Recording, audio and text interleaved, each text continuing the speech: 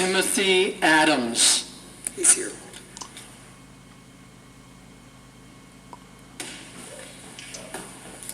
Good afternoon, ladies and gentlemen. Good afternoon. Good evening. First of all, I would like to address the citizens of Newark and the city council as well. Mr. Adams, your name and address. Yes, my name is Timothy Adams. I'm a lifelong resident of Newark, 98 Montrose Street. Basically, I came to address everyone to let people know that, I'm an ex-offender. I've been home over a year now, and I'm striving to do the right thing out here.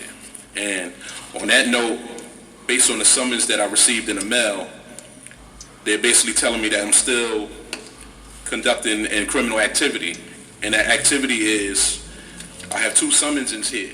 I was vending merchandise downtown Newark without a vendor's license. And then I was selling merchandise in front of a bus stop. Right now, I don't have a job. This is my only way to earn an income in the city. I don't want to resort back to violent crime and robberies and things of that nature. So what I'm doing now is there are opportunities I see. I have to be resourceful. I shouldn't have to get angry or upset. So what I do is work with other vendors, because I came to City Hall and they said they're not giving out vendors licenses until February. So I have no other option but to do what I do on the street as far as, selling my merchandise legally, And now I have to go to court on the 25th, deal with these summonses, more fines, things of that nature. I got bills to pay, like anybody else. I got bills to pay. I got to bring food in the house. I'm taking care of people I'm a caregiver for people that's elderly and disabled. So I can't work. It's not easy. Jobs don't come that easy. And jobs don't come that easily. And I'm not ready to run and tuck tail like a lot of people ready to leave the city. I see a lot of opportunity here, and I want in. That's right. You know what I'm saying? And as far as people that's ready just to leave the city, like somebody mentioned Eminem earlier, all these corporations left the city. But now a lot of corporations coming back to the city because they're getting all these tax abatements and tax breaks. Where's the breaks for the small people? Like the brother mentioned earlier about the small businesses. The way I see it, the city of Newark is undergoing a makeover to get ready for the takeover. That's how I see it. So I just want to say my part and do my part. But I promised myself when I was sitting in that prison cell, I'm going to come home, I'm going to do it right, and I'm going to do it big, and I'm going to have an opportunity to build my business up, and at the same time employ my people that's right here in the city of Newark. So I'm not giving up. I'm working on proposals now that I've been drawing up different business plans, because right now I can't get a loan. It's not possible to get a loan right yet, just now, until I correct my credit history. When I was in prison, my identity was stolen. So I'm going through the process of working below scratch. Some people come home, start from nothing. I came home with $17 in my pocket.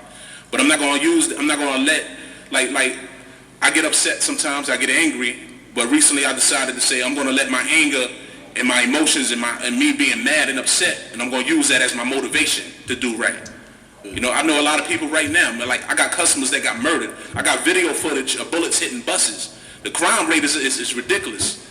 So right now they got the same resources the brother James mentioned earlier about the police. He mentioned about the police. There's about, 90 police officers in the city of Newark? 900.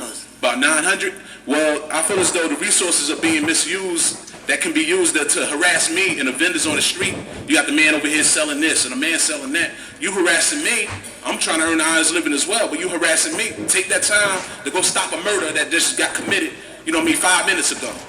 That same resources that's being used, that's being misused, take that person off the street and put them in a high crime area to stop some of this crime. Before you know it, if the crime don't stop and the city gonna call for help, next thing you know, they're gonna bring in the military. That happened years ago. So everything goes hand in hand with the small businesses, people out of work, unemployment. The best capital I see is the human capital. And you got to invest in the people. That's the best capital that we have, are the people. Invest in the people, That's all I got to say, but I promise y'all, me being home now, I'm going to do my best to help. I'm going to do my best. Thank you. Brother Adams, I don't want you to go anywhere. Madam President? Councilman Rice. Yeah, listen, I want to applaud you, brother, seriously, for what you're trying to get done. And I want to suggest some things going forward that might be able to help you get to the next level. I'm going to give you my card, too, and I want to talk to you on the side. But a couple of things. One is, There is an Office of Reentry in the city. I don't know if you've been there yet. I've been there. Okay. Have they been able to help you with some of these other things that you're going through? Like Yes, they've helped me, and I applaud the brothers that work in the office. They helped me with, as far as coming home with identification, things of that nature. Okay, I'm glad at least they did that much. The second thing is, there are laws about vending and giving out, sort of those kind of things.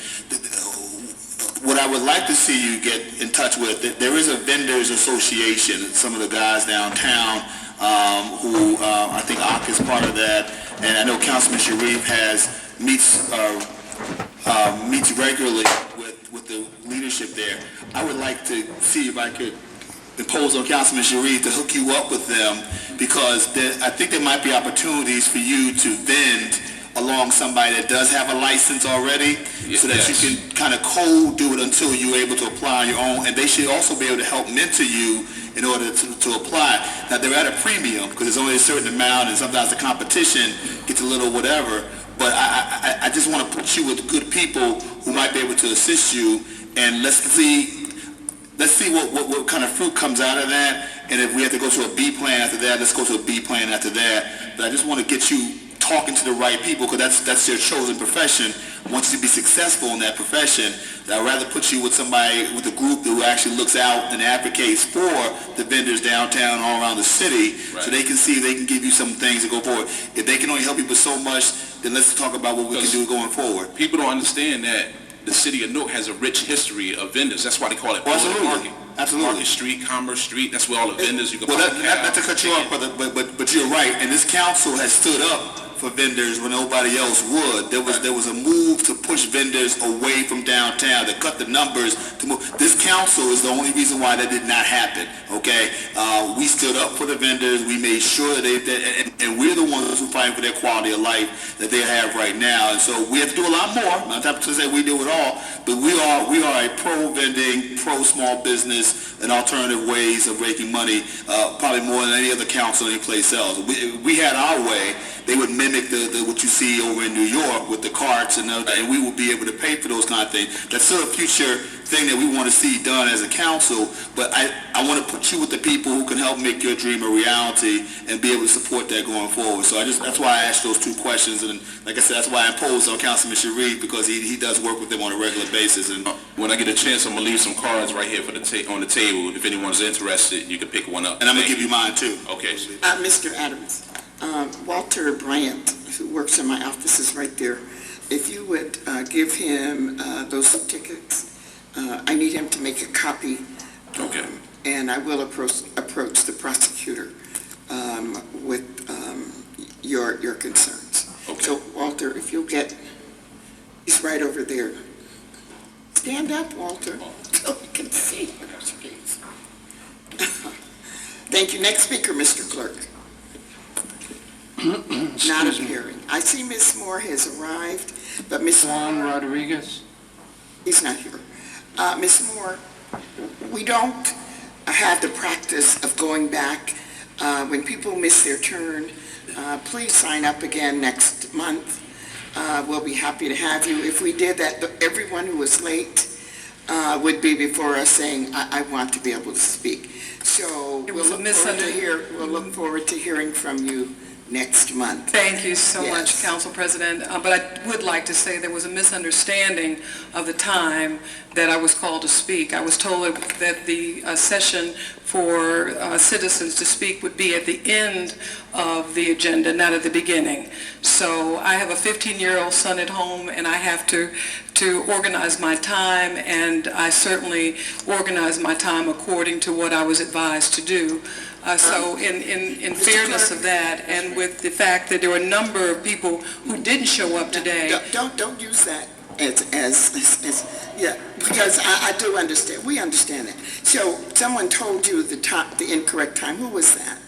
It's the clerk's office. When I signed up, I asked about the time, and it was stated that it's after, because I always thought it was before, and I was Right. told that it was after the agenda. Right. So Just for future reference, the night meeting we have our speakers at the beginning.